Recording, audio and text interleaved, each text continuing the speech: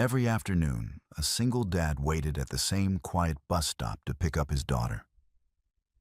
But day after day, he began to notice another little girl, always sitting alone, always silent, and always crying. At first, he thought maybe it wasn't his place to ask. But one afternoon, he followed her. Before we begin, if you believe in the power of kindness, second chances, and stories that touch the heart, make sure to subscribe. Your support helps us keep sharing meaningful stories like this one. Now let's begin.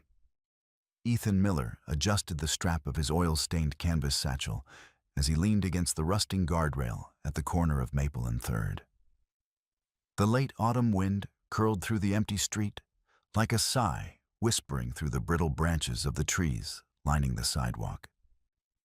Across from him, the yellow school bus rounded the bend, its headlights glowing against the encroaching dusk. He glanced down at his watch, 3:48 p.m., exactly on schedule. After a 10-hour shift at Ridgeline Auto and Machine, his bones ached, and his hands were still smeared with grease that no amount of soap could fully scrub out. But this part of the day, the moment his daughter stepped off the bus and wrapped her arms around his waist, this was what kept him going. The bus hissed to a stop. Its doors creaked open with the kind of tired groan only machinery with stories to tell could make. Sophie was the second to last, off her backpack, bouncing behind her cheeks red from the wind. She smiled wide when she saw him and ran straight into his arms. "Hey, kiddo," Ethan murmured into her hair, the scent of crayons and peanut butter wafting up to meet him. "Hi, Dad," she beamed, and then pulled back her face, clouding a little as she looked over her shoulder. "Lena's still on the bus." Ethan followed her gaze. There she was, the girl who always sat in the 3rd row back on the driver's side. Always alone, always quiet. Lena Carter. Today she stood hesitantly at the top of the steps, her oversized hoodie hanging off her small frame like a curtain. Her eyes were downcast, her arms hugged tightly around her chest, and for a brief second, Ethan saw it, a tear sliding silently down her cheek. She stepped off the bus without a word, turning in the opposite direction from Sophie and Ethan, her pace brisk, almost panicked. "Does she always walk home by herself?" Ethan asked, brows furrowing as he watched the girl disappear around the corner. Sophie nodded, still staring after her. "Yeah. She lives on Cedar, I think. She never talks much. Some kids say she used to live in Chicago, like in one of the bad parts." "She ever say anything to you, no? One time I asked if she wanted to sit with me, but she just shook her head. She kinda always looks scared, like something's chasing her." Ethan's gaze lingered on the empty sidewalk. He didn't know Lena, not really.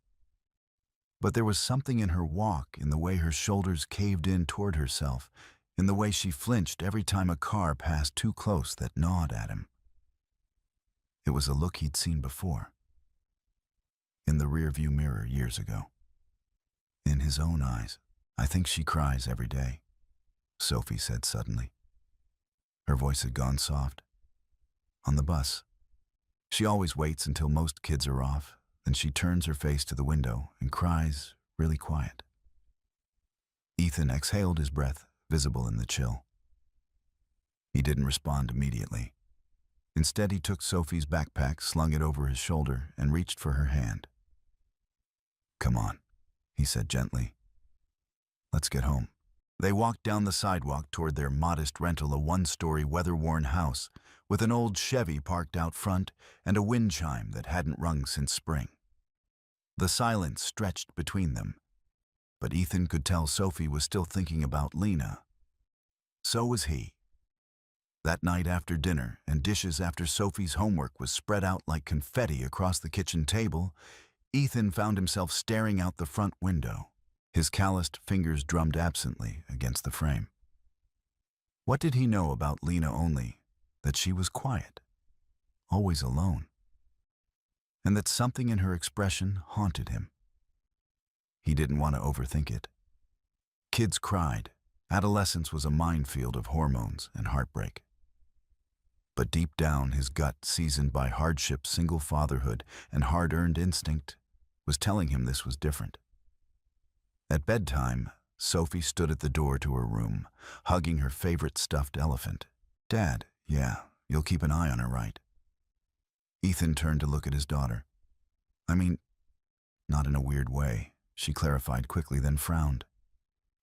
"Just, I think she needs someone to notice." Ethan walked over and placed a hand on her shoulder. "I'll pay attention. I promise." Sophie nodded and slipped inside, closing the door behind her. That night, sleep didn't come easily. Ethan lay in bed staring at the cracked ceiling, his mind replaying Lena's face over and over again. The tear, the slumped shoulders, the way she didn't look back. By morning, he'd made a silent decision. He wasn't going to ignore it. Maybe it was nothing. Maybe it was everything. Either way, someone had to notice. And he would. He just didn't know yet how deep the darkness ran, or how close to home it would strike. The next afternoon, the bus wheezed to a stop in the same spot as always, Maple and 3rd, just beyond the bent street sign and faded crosswalk. The early November sky was overcast, gray and low, like a blanket pressed down over the neighborhood. The clouds held the kind of weight that suggested something was about to break. Ethan stood with his hands tucked into the pockets of his mechanic's jacket, watching as the yellow bus shuddered to a halt. Sophie was first off this time, her knit hat askew and cheeks pink from the cold. She clutched her sketchbook to her chest, eyes scanning behind her before she even greeted him. "She's not here," she said. Ethan's brows drew together. Sophie nodded, glancing back toward the still open bus door. A few kids filed off in their usual cliques and clusters, giggling and pushing, but no one walked with a hoodie pulled tight or eyes to the ground. "She wasn't at lunch today either," Sophie added as they turned to walk. "Some kid said she got in trouble yesterday and had to stay after class, but I don't think that's true." "Why not?" "Because she's not the kind of kid who breaks rules. She's more like the kind that disappears." Ethan didn't respond right away. Sophie wasn't dramatic. She was observant, painfully so. He'd raised her to notice things, patterns, changes in voice, shadows where light should be. You couldn't raise a child on your own without giving them some of the armor you'd earned along the way. They walked the 2 blocks home in silence, Ethan's mind already turning gears. He didn't like guessing, and he especially didn't like feeling helpless. When they reached the porch, he paused before unlocking the door. "You said she cries on the bus?" he asked, keeping his tone even. "Every day," Sophie nodded as she took off her backpack. "Pretty much. Not loudly. She waits. Usually until we're the only ones left. Then she leans against the window and pretends she's just tired. But I can see it in the reflection." Ethan let out a slow breath.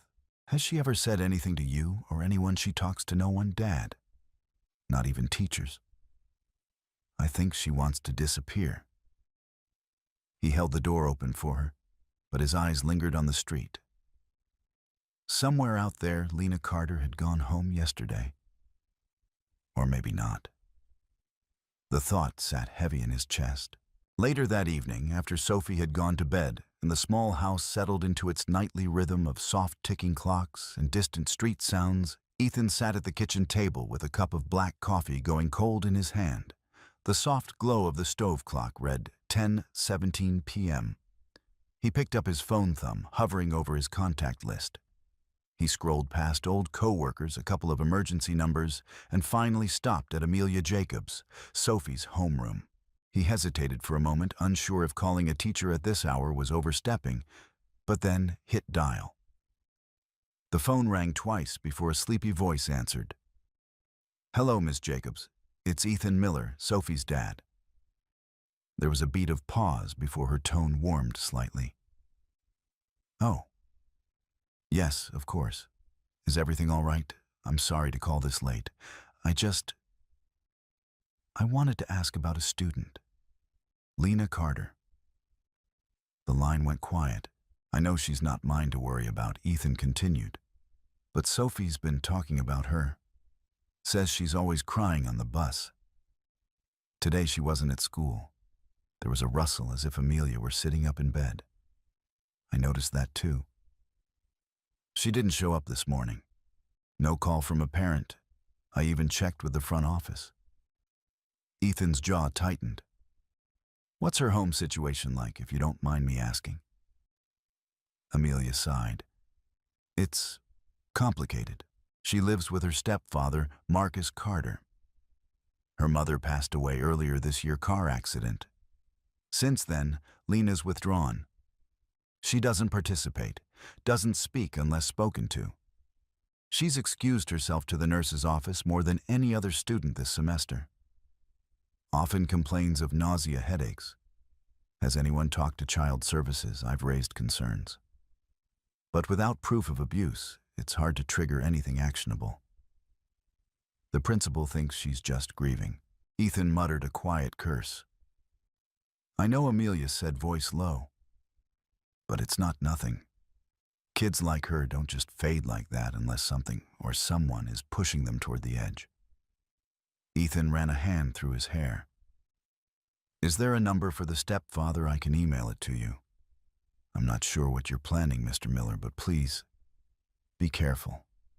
This isn't the first time I've felt something was off, and I've seen people get shut down hard trying to help. Thanks, Amelia. Really, I'll let you get some sleep. After they hung up, Ethan sat in the still kitchen, the weight of her words tightening in his chest. He looked across the hall toward Sophie's room. Her door was cracked open, a sliver just enough to see the edge of her nightlight casting soft blue shadows. He had no legal authority, no right to intervene. But he was a father, a man who'd raised his child with a sixth sense for silence and bruises that didn't show. Something was wrong, and tomorrow he would find out just how wrong. The next day broke with an icy drizzle that coated everything in a slick sheen, turning sidewalks into danger zones and windshields into canvas for streaking wipers. Ethan stood beneath the awning of Ridgeline Auto, his thermos in one hand, watching the neighborhood school bus roll to a slow stop 2 blocks down. It was just past 3:45 p.m. He'd clocked out early under the pretense of a headache, though his manager didn't question it. Ethan wasn't known to slack. He was known for tightening bolts twice and triple-checking brake lines, the kind of man who didn't speak unless it mattered. And right now, something mattered. From his post, he watched the usual students climb down one by one, jackets zipped tight, chatter muffled by the wind. Sophie was third off. She scanned the bus steps, her lips pressed into a thin line. Ethan met her halfway down the block. She's not here again, Sophie said before he could ask. That's 3 days now, he replied quietly. Sophie adjusted her backpack strap, frowning. Dad. Do you think something happened to her? Ethan didn't answer. Not directly. But his silence was enough. They were halfway home when a movement across the street caught Sophie's eye. She tugged at his sleeve. Look. A girl, a flash of gray hoodie, dark hair clinging to wet cheeks, was moving hurriedly through the strip mall across the avenue, ducking between the pharmacy and the laundromat. Even from a distance, Ethan recognized the posture, the frantic edge to her movements. Lena. Stay here, he told Sophie, voice calm but firm. Wait by Mrs. Patel's shop. He jogged across the road, careful not to draw attention. The air was sharp and damp, his boots clicking faintly on the wet pavement. Lena had just pushed open the door of Pine Ridge Pharmacy. A narrow bell chimed overhead. Ethan waited a beat, then followed. The warmth inside was jarring after the chill. The store was mostly empty, just an elderly man browsing nasal sprays and a teenage clerk hunched behind the counter, scrolling on his phone. Ethan spotted Lena at the back, standing before a shelf of personal hygiene products. She looked pale, as if she hadn't slept in days. Her arms were wrapped around her stomach. She shifted uncomfortably, then reached for something. Her hand hovered over the pregnancy tests. She didn't see him yet. Ethan froze. He should leave. This wasn't his place. Not really. But then she dropped the box. It hit the linoleum with a hollow plastic clatter. Her hands trembled as she bent to pick it up. "Lena," he said quietly. She turned with a jolt, eyes wide. A second later, panic washed over her features. What are you doing here?" "I was nearby," he said, keeping his tone level. "I saw you. I was worried." "I'm fine. You don't look fine." "That's none of your business," she snapped. But it lacked conviction. Her voice cracked. Ethan took a step closer. "Look, I know I'm just Sophie's dad. I don't want to scare you. But you've been crying for days. You're not at school. And now you're here alone." Lena clenched the box in her hands. Her fingers went white. "You don't know anything." "Maybe not," he said softly. "But I know when someone looks like they're carrying something too heavy. And I know what it's like to be a kid, hoping anyone might see it." She flinched, eyes darting past him toward the store window. A black sedan had just pulled into the lot. Its tires cut sharply against the wet asphalt. She paled. "I have to go," she whispered. "Lena, he's here," she hissed, stepping back. Ethan turned in time to see a tall man in a navy raincoat step out of the car. He moved with an easy, confident gait. His face was hard to see through the rain, but the posture was unmistakable, calculated, controlled. "Marcus Carter." Lena turned sharply and darted down the adjacent aisle. Ethan followed with just enough space between them to not spook her. "Don't let him see you with me," she said, low and urgent. He gets mean when people talk to me." "What does he do, Lena?" Ethan asked. But she didn't answer. She shoved the box of pills back onto the shelf and took off through the rear emergency exit, pushing it open despite the alarm chirp. Ethan followed her out into the rain-drenched alley just in time to see her duck behind the dumpster. He didn't chase. Instead, he stood at the alley entrance, watching Marcus enter the store. A beat passed, 2 beats. Then Marcus came out again, empty-handed, scanning the lot. His expression was tight, jaw clenched. He opened the sedan door but paused. His gaze turned toward the alley, toward Ethan. Their eyes met. For a moment, it was as if the wind itself stilled. Then Marcus gave a tight nod, impersonal. Professional. A man who believed he'd seen nothing worth remembering. He climbed into the car and drove away. Ethan remained rooted to the sidewalk until the taillights vanished. Behind him, Lena stepped from the shadows. "I can't go home tonight," she said, her voice barely a whisper. Ethan turned to her, his heart pounding. He didn't move toward her, didn't speak right away. Because he knew this was the moment, the edge of a decision, the place where a man had to choose between what was legal and what was right. "You won't," he said finally. "Not alone." And in that simple sentence, the course of both their lives began to shift. The rain hadn't let up by the time Ethan pulled into his driveway. His old Chevy sputtered once before falling into a low, throaty idle. The wipers dragged across the windshield with tired resolve, carving arcs in the haze. In the passenger seat, Lena sat still, motionless, silent. Her hoodie was soaked through and strands of dark hair clung to her cheek. She hadn't said a word since they'd left the pharmacy. Not even when Ethan offered her a towel from the glove compartment. Not when he called Sophie to let her know everything was okay. Not even when he drove past her house without asking for an address. He glanced sideways now, engine running. "You're safe here," he said gently. "I meant what I said. You're not alone." Lena didn't look at him. Her eyes were fixed on her knees, hands clasped together so tightly her knuckles had gone pale. Ethan let the silence sit, He'd learned a long time ago that some things couldn't be coaxed. They had to be allowed to surface in their own time, like oil rising through dirty water.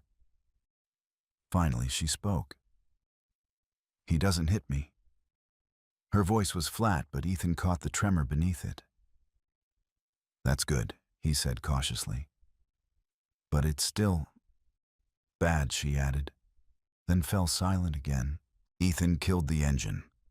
The house looked like 100 others in the neighborhood, single-story weathered siding porch light, flickering faintly in the rain. Sophie waited at the front door, arms crossed against the cold, her eyes widening when she saw who stepped out of the car beside her father. Lena flinched at the sound, like she hadn't expected to be recognized. But Sophie stepped forward without hesitation. "Come inside," she said. "You're soaked." Lena hesitated, her shoes sinking slightly into the muddy gravel. Then she followed, ducking into the warm light of the house as Ethan shut the car door behind them. Inside, the heat from the old furnace groaned to life. Ethan handed Lena a clean sweatshirt, Sophie's a faded blue hoodie with a cracked print of a cartoon whale on the front, and set a pair of dry socks by the heater to warm. He didn't ask her anything. Not yet. In the kitchen, he stirred a pot of canned soup and listened to the girls speak in low voices in the living room. Sophie didn't press. She just offered presents like Ethan had taught her. That night, Lena ate little, barely half a bowl, and declined a shower. But she allowed Ethan to set up the couch for her with clean sheets and a heavy quilt. When he dimmed the lights, she finally whispered something so low, he almost missed it. "Thank you." He nodded. "Anytime." After Sophie was tucked in and the house fell quiet, Ethan returned to the kitchen. He stood there for a long time, staring at the cheap laminate countertops, his jaw working slowly. Then he picked up the phone and called Amelia Jacobs. She answered on the third ring, voice hushed. "Ethan, I have Lena," he said. A beat of stunned silence. "Then, what do you mean?" "She didn't want to go home. She showed up alone at a pharmacy this afternoon. Looked like she was about to collapse. Marcus Carter came looking for her." "My God." "She asked me not to take her back." "I didn't." "Did she tell you anything?" "Not clearly. But she's scared.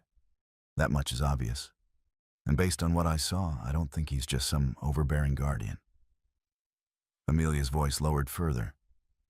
"There's only so much I can do without triggering district protocols. Can you contact someone at Child Protective Services? Quietly, I'll try," she said. "Tomorrow morning. But you need to be careful, Ethan. Harboring her even with good intentions puts you at risk. Legally." "I know." There was a pause. "Do you trust me, Amelia, yes? Then believe me when I say this girl isn't safe in that house." Later that night, Ethan sat in the armchair across from the couch, arms crossed, boots still on. He watched over Lena, who lay facing the wall, curled beneath the quilt, like a shadow trying to disappear. He didn't expect to sleep.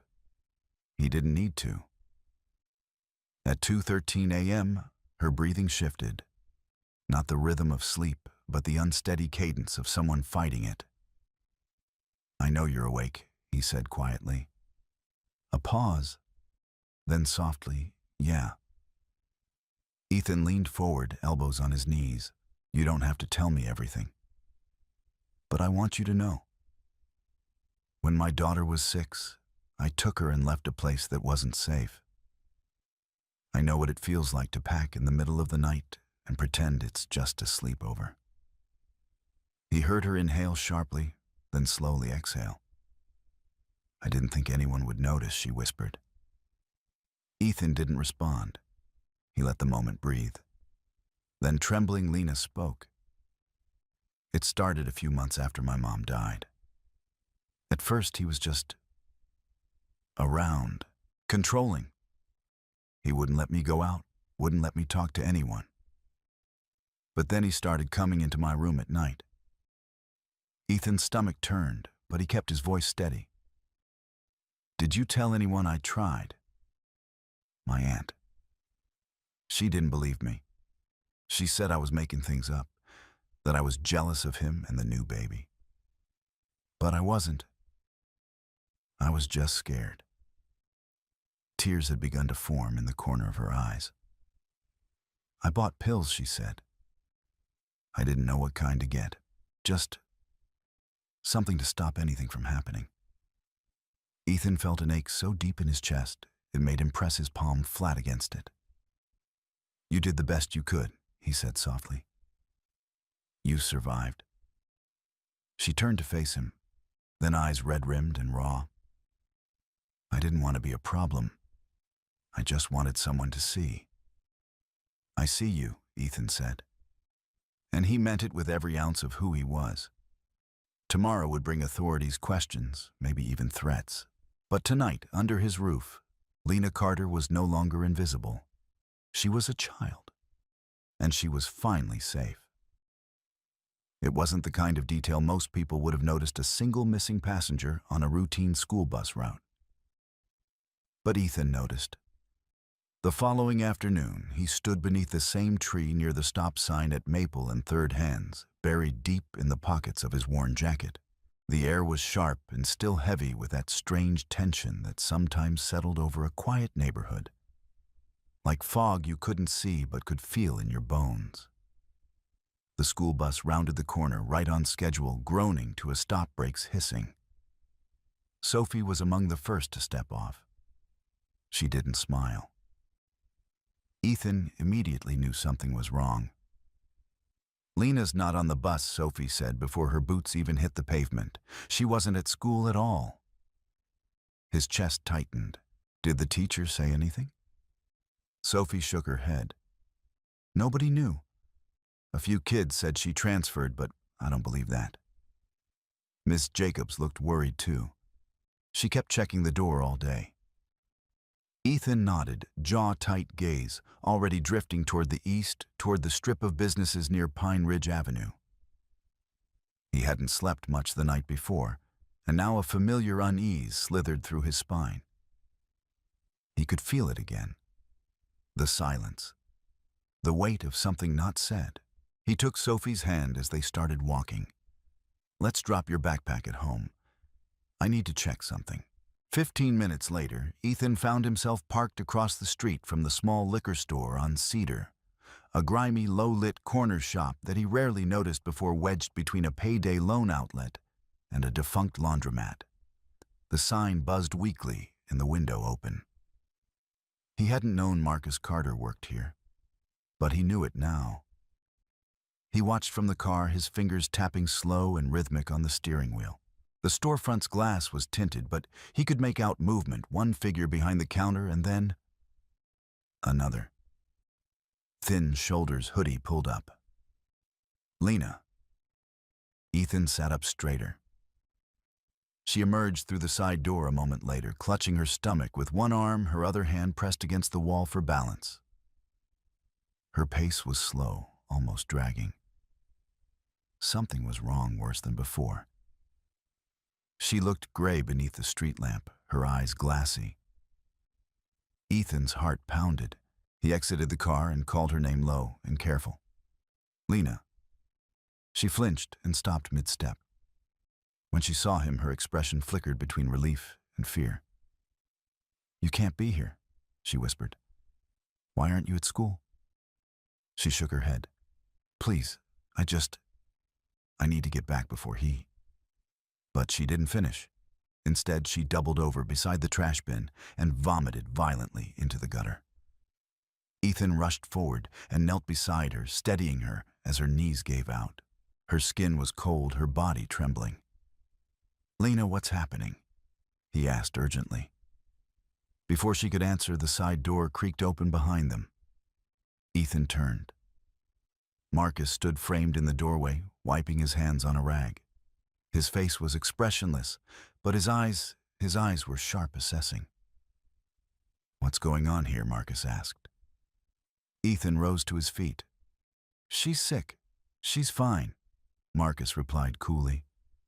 She just needs rest. It's been a rough few days. I think she needs a doctor. That's not your concern. Lena slowly stood, wiping her mouth with the sleeve of her hoodie. It's okay, she mumbled, her voice hollow. He's right. No, he isn't, Ethan said firmly, his tone quiet but hardening. This isn't normal. You're throwing up. You're scared out of your mind. And now you're missing school. Marcus took a step forward. Look, I understand you're trying to help. But Lena is my responsibility. Her mother left her in my care. You're a stranger. You don't get to insert yourself into our family business. Ethan stood his ground. If she's not in school tomorrow, I'm calling the district. And if I see one more sign that she's in danger, I'm calling the police. For the first time, Marcus's mask cracked. His eyes narrowed, jaw flexing. You want to make this messy, Mr. Miller. I'm not trying to make anything. But I won't look the other way. Marcus glanced at Lena, who still stood between them, swaying slightly. Get in the car, he told her. Lena didn't move. I said I'll walk, she whispered. Marcus took a breath, calming himself. Suit yourself. He turned and walked back inside, letting the door slam behind him. Ethan turned to Lena. Do you have anywhere safe to go? She didn't answer. Just shook her head, the motion barely perceptible. He gave her his phone. Text your teacher. Tell her you're with me. She'll know what to do. Lena hesitated, then slowly tapped out a message with trembling fingers. When she finished, she handed the phone back. She said she's calling a social worker. She told me not to go home. Then you won't, Ethan said. They started walking, the neon lights from the storefronts casting their long shadows across the rain-slick sidewalk. As they turned the corner, Ethan glanced back once. The store was still the windows dim. But he knew this wasn't over. It was only just beginning. The next morning, the sky broke open over Willow Creek like a basin tipped too far, gray rain pouring in thick, icy sheets, drumming against Ethan's windshield, in a rhythm that matched the unease rising in his chest. He tightened his grip on the steering wheel, eyes shifting between the road ahead and the passenger mirror. Every turn, every corner, every car behind him felt off. He was being followed. He was sure of it now. It started after he dropped Sophie at school. A black SUV, late model, tinted windows, pulled out of the grocery store lot behind him, and had been lingering too long, hanging back, just far enough to not draw attention, but never too far to lose sight. 3 left turns, 2 stops at red lights, and it was still there. Ethan knew how to spot a tail. You don't spend a decade as a mechanic without learning how people hide or stalk. Beside him, Lena sat hunched in her borrowed coat, the hood pulled low. She hadn't said much since last night. The nausea came and went in waves, her skin still pale, her voice no louder than a breath. She held a thermos of ginger tea in her lap, both hands wrapped tightly around it, like she was afraid to let go. I think he knows, she said quietly. Ethan didn't ask who. I didn't go home. I didn't answer his texts. He probably thinks I ran away again. Again. The word sat heavy between them. Ethan glanced in the rearview mirror. The SUV was gone. No, there it was, parked across from a hardware store, now engine idling, watching. He turned left away from his usual route home. Lena looked at him. Where are we going? Somewhere public. Ethan replied. And somewhere he won't expect. They ended up in the parking lot of the public library just after opening hours. The lot was mostly empty, 1 librarian's car, a weather-beaten pickup, and an old minivan. Ethan parked near the building facing the entrance. Stay here, he said. He climbed out into the cold drizzle, walked slowly around the truck, then slipped between 2 parked vehicles and doubled back toward the street. The SUV was there again, 2 blocks down, engine still running. He couldn't see the driver, but he didn't need to. The message was clear: I'm watching you. Ethan pulled out his phone and called Amelia Jacobs. I need help, he said without preamble. Now. 10 minutes later, they sat in a quiet reading room on the second floor of the library. Books lined the walls, and the sound of rain played gently on the windows. Amelia arrived with a man in a brown blazer, lean, sharp-eyed, and calm as a lake. He introduced himself as Carl Wexler, a child welfare investigator with the county. Ethan shook his hand with measured strength. I've already reviewed Ms. Jacobs's report, Carl said, setting down a thin folder. But I'd like to hear everything from your perspective, Mr. Miller. Everything you've witnessed since you became involved. Ethan nodded. He started from the beginning. Maple and Third Lena crying on the bus, the slipped blister pack of pills, the late-night visit to the pharmacy. He recounted Marcus Carter's cold stare, the controlling tone, and the empty, practiced smiles. Carl listened without interrupting his pen, scratching lightly against the folder, and Lena, Carl asked softly, turning toward her, Do you feel safe right now? Lena's voice was almost inaudible. With him, no. Do you believe Marcus Carter has harmed you in any way? She hesitated. Her fingers dug into the sleeves of her coat. Yes, she whispered. Not like bruises. But he comes into my room. Late. When he thinks I'm asleep. Carl's expression didn't change, but the silence grew thicker. He scribbled a note, then looked up. Has he ever threatened you? He said if I told anyone, he'd tell the police I was unstable, that I ran away to be with some boy, that they'd put me in a home, and that if my mom were still alive, she'd hate me. Ethan's hand curled into a fist beneath the table. Carl nodded. Thank you, Lena. You were very brave. He turned to Ethan. Mr. Miller, I'm placing Lena in temporary protective custody, effective immediately. She will not return to that home. Marcus Carter will be contacted. Do you have a secure address she can remain at for the next 24 hours? Yes, Ethan said without hesitation. My place. Carl nodded, standing. You may be contacted by law enforcement. There will be questions. Stay honest, stay calm, and keep her close. Ethan stood, then offered his hand again. Thank you. Carl gave a small, grim smile. Thank you. Most people don't get involved. You did. That night, as the rain softened into a mist, Ethan sat on the porch with a mug of coffee watching the street. Sophie was inside with Lena, showing her how to play an old board game they'd found in the closet. For the first time, Lena had laughed quietly, but unmistakably. A patrol car rolled past, slow and deliberate. Back up. Ethan exhaled. He hadn't realized how long he'd been holding his breath. The front door creaked open behind him. You okay? Lena asked. Ethan turned, surprised to see her there. She wore Sophie's hoodie again, a size too big, and socks that kept slipping down her heels. But her eyes were clearer now. Better now, he said honestly. She stepped out onto the porch and stood beside him, both of them looking into the night. Do you think he'll try to come here? She asked. If he does, Ethan said, his voice steady, he'll have to come through me. Lena nodded. I used to wish someone would say that. You never had to wish, he replied gently. You just needed someone to mean it. And for the first time, Lena believed someone did. It was just after 4 the next afternoon when Ethan spotted the sedan.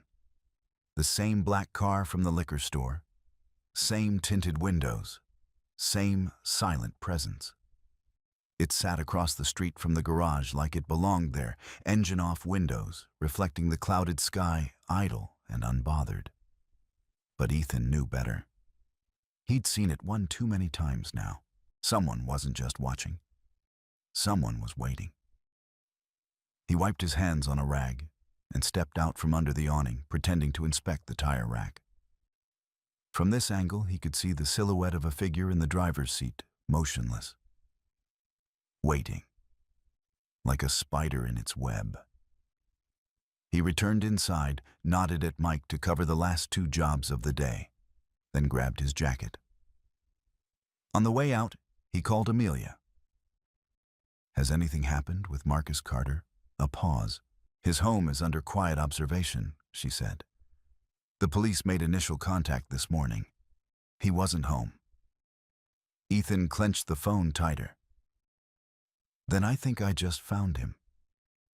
"You're sure?" "No. But I have a hunch he's trying to figure out where Lena is." "Be careful, Ethan. He's already crossed lines, but he's not stupid." "If he feels cornered," I know, Ethan interrupted. "That's why I'm not waiting." By 5:30, he was parked down the street from Willow Glen Elementary. Sophie and Lena were expected out any minute. The rain had stopped, but the wind had picked up swirling leaves across the cracked pavement like whispers. Ethan kept the engine running. At exactly 5:38, the girls stepped out of the after-school building. Lena looked better still, cautious, still quiet, but there was color in her cheeks now, a bit of light behind her eyes. Sophie waved when she saw him. That light dimmed the moment Lena spotted the black sedan idling at the end of the block. Her steps slowed. "He's here," she murmured as she climbed into the car, her voice flat and fearful. Ethan didn't turn his head. He simply said, "Then we won't go home." They drove east past the limits of their familiar streets and into the rural edge of town, where the street lamps thinned and the pines thickened, where barns sagged behind fences and dusk settled early. Ethan kept one eye on the rearview mirror the whole time. The sedan followed. 10 minutes passed. Then 15. Ethan made a sharp left onto a gravel road that led into the County Park Lakeside Reserve. The entrance was quiet, the gate opened, the area nearly empty, aside from a maintenance truck parked near the ranger shack. He pulled into a space at the far end of the lot near a cluster of trees and the path to the lakeside picnic grounds. The sedan pulled in 3 rows back, staying in the shadows. Lena stared at the dashboard, breathing shallow. Ethan turned to her. "You still trust me?" She nodded. "Then we stay smart. And we stay together." He called Amelia again, brief and urgent. "We're being followed. I'm at Lakeside Reserve. Marcus is here." "I'm calling 911 now," she said. "Keep your distance. Do not confront him." Ethan ended the call and checked his surroundings. The park was sparsely populated, a couple pushing a stroller near the lake, a teenager throwing a ball for a golden retriever. Ordinary people on ordinary afternoons. Except this wasn't ordinary. "Come on," Ethan said to the girls. "We're going to walk. Stay between me and the lake." They moved across the gravel down the footpath toward a grove of trees that wrapped around a maintenance shed. The air smelled of pine needles and damp earth. Ethan's senses were on fire. Every crack of a twig behind them made his shoulders tighten. Behind them, the sedan's door opened. Marcus stepped out. He didn't call out, didn't raise his voice. He simply followed. Ethan led the girls behind the shed and motioned for them to crouch down, out of view. He pulled out his phone, heart hammering. 1 minute. 2. The shed door creaked open. Marcus entered. Ethan leaned forward, using the slats in the side wall to peer through. Inside, Marcus was speaking low and fast to someone. 2 other men were there, strangers, rough-looking older. One leaned against a workbench, the other paced. This wasn't a coincidence. It was planned. Then Lena's name passed Marcus's lips. Ethan strained to hear. "You know what happens if she talks." "If anyone talks," Marcus was saying. "She wasn't supposed to run. She's scared now. We need to finish this." Ethan's stomach dropped. He backed away and dialed the police. "This is Ethan Miller. I'm at Lakeside Reserve Maintenance Shed on the Eastern Loop. A minor is being targeted. 3 adult males inside. One is a known predator. The others are unknown. Send units now. The dispatcher's voice came back calm but firm. Units en route. ETA 6 minutes. Can you confirm the minor is not inside the structure? She's with me, Ethan said. She's safe, for now.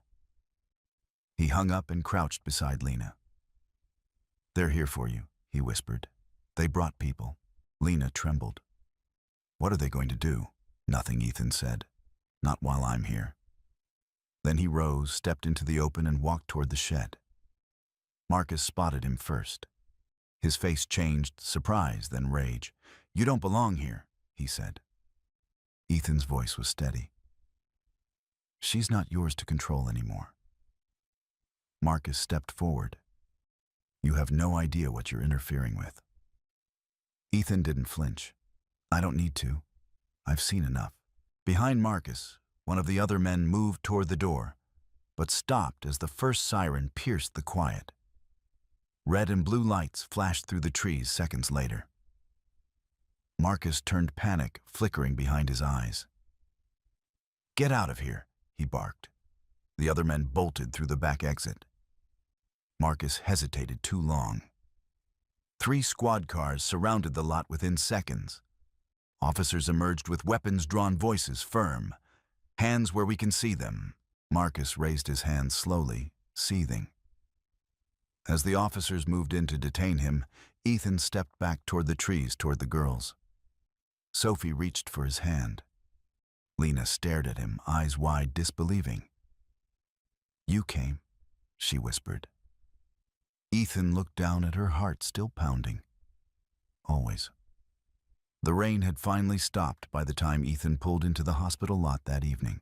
The night sky above Willow Creek was bruised with clouds, the full moon barely visible behind their shifting veil. The asphalt still shimmered with puddles reflecting the emergency room lights in broken patches. He parked beneath the overhang and turned off the engine. In the back seat, Lena had curled against Sophie's shoulder, half asleep, but still clutching the hoodie sleeve in her hand. Sophie kept her other arm around her, gently rocking with the rhythm of the truck's idle. Neither had spoken much since the officers took Marcus Carter away. The images of the confrontation in the woods of squad cars and shouting still echoed in their minds like distant thunder. Inside the waiting room smelled of antiseptic and tired linoleum. A nurse behind the glass window recognized Lena from an earlier visit with child services and waved them forward. We've been expecting her, she said kindly.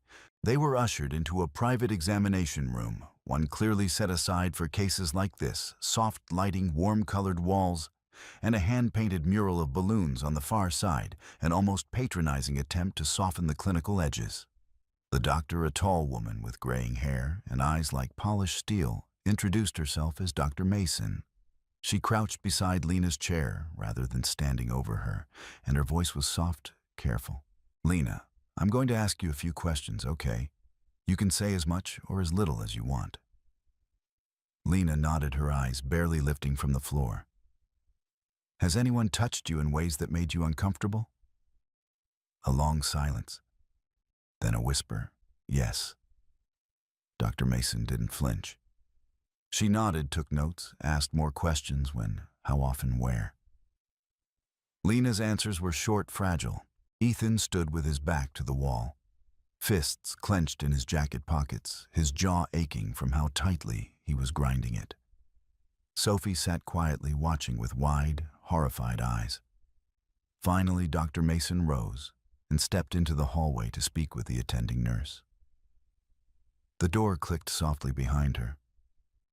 Lena looked up, blinking. Did I do something wrong? Ethan knelt beside her. No, sweetheart. You did something brave. I thought, if I told, maybe they'd say I was lying, like before. He gently placed a hand on her shoulder. That's not going to happen this time. You've got people listening now. You're not invisible anymore. She looked at him, eyes full of disbelief that was slowly beginning to fade. An hour later, Dr. Mason returned with a clipboard and a weary expression. She's physically okay, aside from exhaustion and some warning signs of anemia, she told Ethan privately just outside the room. No major injuries. We've taken evidence, documented everything for the case. She'll need a follow-up appointment, possibly counseling. Ethan nodded. Dr. Mason studied him. She trusts you. I didn't ask for it, he said. But I won't waste it. You've done more for her in 3 days than some family does in a lifetime. That hit harder than he expected. She continued CPS, will place her into temporary foster care while the investigation proceeds. But given the circumstances and your connection to her and Sophie, you may qualify to become her emergency caregiver. Ethan blinked. You mean she could stay with us, only if you're willing? The words landed like a stone in a still pond. He hadn't planned for this, hadn't imagined being a father to anyone but Sophie. And yet, when he looked through the glass at the girl inside that room curled in his daughter's hoodie, he couldn't imagine letting her go back to any life that didn't include being protected. I'm willing, he said. It was nearly midnight by the time they left the hospital. Lena was quiet in the back seat, staring out at the wet parking lot. Sophie had fallen asleep, her head resting against the window. As Ethan pulled out onto the road, his phone buzzed on the dashboard. Unknown number. He hesitated, then answered. Mr. Miller, a voice asked, crisp and low. Yes, this is Detective Rosa Navarro, Willow County PD. I'm overseeing the Marcus Carter case. I've just finished interviewing him and wanted to update you directly. Ethan felt his grip tighten on the steering wheel. Go ahead. Carter is denying all charges. Claims Lena fabricated everything, that you manipulated her. He's also claiming custody rights and is attempting to block CPS involvement. Ethan exhaled sharply. You believe him? No, Navarro replied flatly. His story is inconsistent, and we've already matched some of Lena's statements to evidence recovered from his house and the shed. But cases like this take time. There will be hearings, court battles. You need to be prepared for that. I'll be ready. She's lucky to have you, Mr. Miller. Ethan looked in the rearview mirror.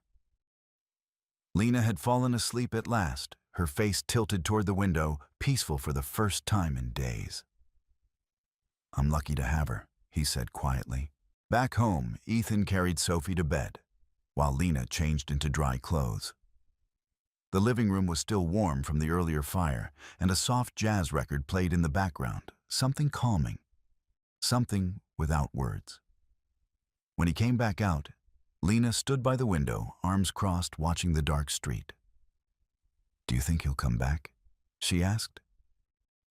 Ethan stepped beside her. Not if I have anything to say about it. She didn't respond right away. Then softly, thank you. For what? For staying. He looked at her and saw a kind of strength beginning to rebuild, slowly, carefully, like a new foundation rising from rubble. You're not alone anymore, he said. And you never will be again. Outside the night deepened, but inside for the first time, it felt like morning. The courtroom smelled like old paper and disinfectant, a sterile kind of anxiety that clung to the walls and hovered just under the humming fluorescence. Lena sat beside Ethan at the back, small in a chair that seemed too large for her hands clutched tight in her lap. She wore a navy sweater of Sophie's sleeves pulled over her wrists. Her eyes rarely left the floor. They were only there to observe. No testimony today.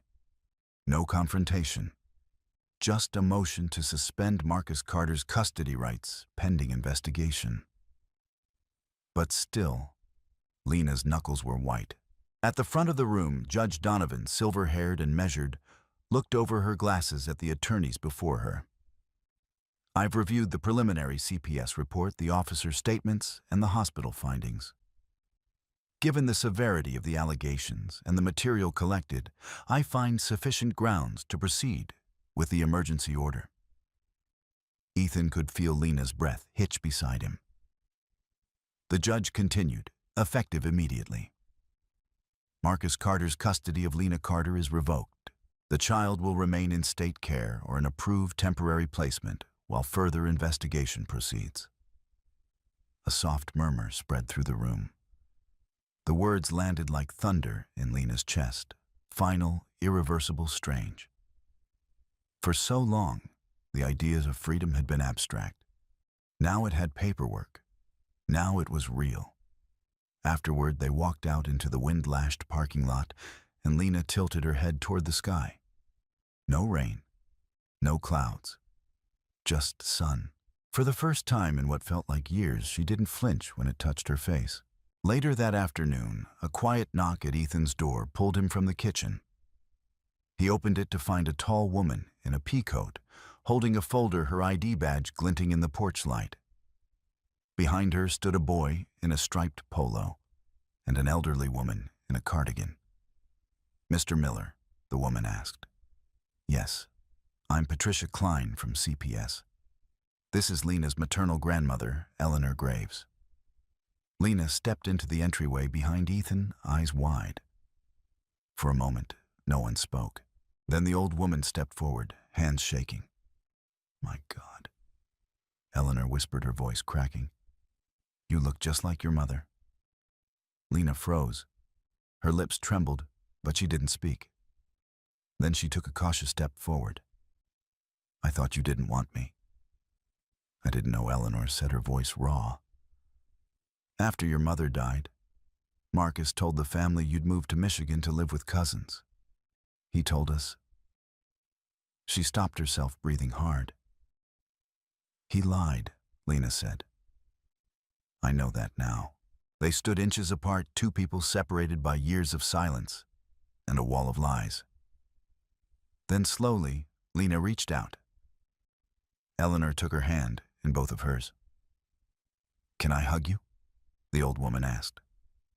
Lena nodded. It wasn't the kind of hug that cracked bones or knocked you breathless. It was trembling and hesitant, the kind that carried a question in it. The kind that asked, "Is it too late to start over? I want to get to know you." Eleanor whispered. "But only if you want that too." Lena leaned in, eyes closed. "I think I do." That night, Ethan sat with Lena on the porch steps. The fireflies were out, blinking like distant memories across the grass. Sophie was inside, humming to herself as she colored at the kitchen table. "You okay?" Ethan asked. Lena nodded. "It's weird, all of it. Like I'm waking up from something and the world's not the same shape anymore." "That's normal," he said. "I don't know what happens next." "Neither do I," he admitted. "But I know this: what happened to you doesn't get to decide who you become. You do." She looked at him, uncertain. "You really believe that?" "Yeah," he said. "Because I've lived it. When Sophie's mom left, I didn't think I could raise her alone. Thought I'd fail her. But every day she gave me one more reason to stay upright. She made me better." He looked at Lena, meeting her gaze fully now. "And so have you." A long silence passed. Then tentatively she asked, "Can I stay just a little longer?" Ethan felt his chest tighten. "You can stay as long as you need." She leaned her head against his arm. "I don't want to run anymore." "You don't have to." Hours later, after both girls had gone to bed, Ethan stood in the hallway outside their rooms, arms crossed, listening to the soft rhythm of breath behind each closed door. He'd walked into Lena's life by accident. But he was staying on purpose. Some wounds don't vanish with time. Some never fully close. But with enough kindness, enough presence, they scar over. They heal unevenly, imperfectly, but they heal. And tonight, in a quiet house under a safe roof, one child had started to heal. So had he. The sun had barely risen when Ethan's phone buzzed on the nightstand. He rubbed the sleep from his eyes and reached for it, expecting an early garage call. But the caller ID read, "Detective Rosa Navarro." He sat up immediately. "Mr. Miller," came her steady voice. I thought you should know Marcus Carter's hearing has been scheduled for next Thursday. We'll likely push for a full trial given the evidence. Ethan leaned back, rubbing his forehead. Is he still denying everything, every word Navarro said? But that's not why I called. We intercepted a letter from Marcus. It was intended for Lena. Ethan's jaw tightened. What did it say? Manipulation? Apologies laced with blame. He said she misunderstood his love. Classic grooming language. We've already submitted it into evidence. Ethan swallowed hard. Does she know? Not yet. We wanted your input first. Don't give it to her, he said. Not now. Not when she's just beginning to breathe. Agreed. He thanked her and ended the call, staring out the bedroom window as morning mist curled through the trees. He didn't know how long the fight would last. But what he did know, what he had no doubt about, was that Lena wouldn't face it alone. Later that morning, the kitchen was warm with the smell of pancakes and brewed coffee. Sophie stood at the stove in her pajamas, flipping a stubborn flapjack with practiced focus. Lena sat at the table sketching something in a notepad, her face bent in concentration. You sure I'm not burning these? Sophie asked, glancing at Ethan. You're within the legal limit, he teased. Lena looked up and smiled, small, genuine. Ethan crossed the room and set a hand on her shoulder. What are you drawing? She turned the notebook around. It was a house. Not their real one, but something brighter. There were two stick figures near the porch, one tall, one smaller. Between them was a little girl holding both hands. That's you and Sophie, she said. And me. He looked at her a moment, surprised by the emotion that rose, then nodded. Looks just right to me. That afternoon, a knock came at the door. Amelia Jacobs stood on the porch, bundled in a wool coat, a thin smile on her face. Hey, Ethan, can I come in? He stepped aside, eyebrows raised. I won't stay long, she said. I just came to give you this. She handed him a thin manila envelope. Inside were official-looking papers, CPS documentation approval for emergency foster care placement background check receipts. You've been cleared as Lena's temporary guardian. Ethan blinked. That was fast. You moved mountains for her, Amelia said. It's amazing what the system will do when someone refuses to give up. He glanced toward the living room, where Lena sat cross-legged with Sophie on the floor, giggling over a puzzle. I didn't do anything special, he said. Amelia shook her head. That's where you're wrong. Later, Lena stood with him outside by the garage, the late afternoon sun slipping behind the trees. He was fixing a belt on an old Civic while she passed him tools. They worked in easy silence, the kind only possible when trust has finally settled in. After a while, Lena spoke. I used to think I'd never trust another man again. Ethan didn't look up. He just nodded slowly. That would have been fair.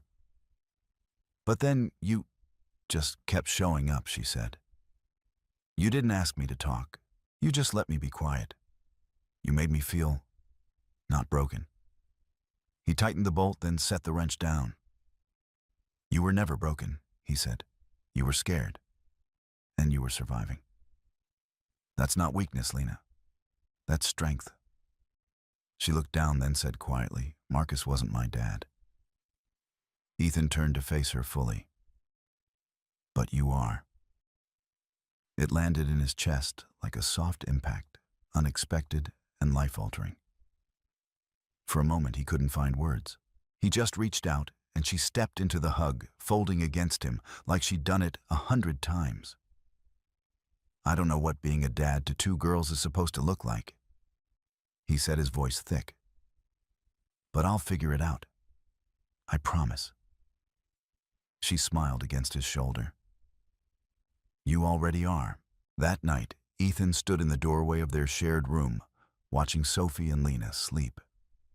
Sophie sprawled across one half of the bed, an arm flung dramatically over her stuffed elephant. Lena was curled smaller hands, tucked beneath her chin, but peaceful now. No flinching, no tension in her brow. He'd never set out to be a hero. He was just a mechanic, a father, a man who noticed what others didn't, a man who listened when someone needed him to. But in a world that often failed to protect the quiet ones, that was more than enough. He stepped back, closed the door gently, and whispered into the still hallway, "I've got you. Both of you." And in that quiet promise, a new kind of family took root, not perfect, not planned, but real. And healing. The corner of Maple and 3rd looked different now. The rusted signpost had been replaced, the sidewalk patched with fresh concrete. Someone, likely the neighborhood committee, had planted a small flower bed beneath the bench daffodils beginning to stretch toward the spring air. Even the school bus seemed brighter as it rounded the bend, its windows glinting in the morning light. Ethan stood beside his old Chevy Arms, folded, the warmth of the sun resting lightly on his shoulders. It was the same stop where everything had started. The same stop where a girl once stepped off the bus with red-rimmed eyes and a heart full of silence. But today, everything had changed. The doors hissed open and 2 girls stepped out. Sophie bounded down first, her hair in a messy braid and her backpack bouncing against her side. "We have a field trip next week," she shouted as she ran toward Ethan. "Museum fossils." "You'll hate it." Ethan chuckled. "I'll pretend I'm thrilled." Then came Lena. She stepped down slowly, calmly. She didn't wear the oversized hoodie anymore. Today it was a jean jacket over a yellow t-shirt with a sun drawn on the front, Sophie's design. She walked with ease, with ownership of her space. She didn't look back. "Hey, Dad," she said, voice casual but deliberate. Ethan's heart pulled at the sound. "Hey, sweetheart," he replied. She didn't flinch at the word. She smiled. The girls climbed into the truck, arguing about whose turn it was to choose the radio station. Ethan watched them for a beat longer before rounding the hood and getting behind the wheel. That weekend, the 3 of them sat at the kitchen table coloring Easter eggs. It was a chaotic, messy affair, dye on the chair stickers and Sophie's hair-cracked shells that no one admitted to causing. "I think this one looks like you," Sophie said, holding up a wildly pink egg with googly eyes. Lena snorted. "That egg looks like it hasn't slept in 4 days. "Exactly." Ethan leaned back in his chair, just watching, soaking in the sound of laughter and the smell of vinegar and food, coloring the sense of home. Not just shelter, not just shared rooms or meals, but home, built from trust, stitched together with quiet moments like this. 2 weeks later, the final court hearing arrived. It was shorter than expected. Marcus Carter, now facing criminal charges for endangerment and abuse, had withdrawn his claim to custody. His attorney cited mounting evidence and emotional instability. The judge granted full emergency guardianship to Ethan pending formal adoption procedures. When the gavel fell, Ethan didn't cheer. He simply turned to Lena. "You okay?" She looked at him, her eyes clear, her voice steady. "Yeah, I really am." Months passed. Summer approached, and with it, the sense of permanence.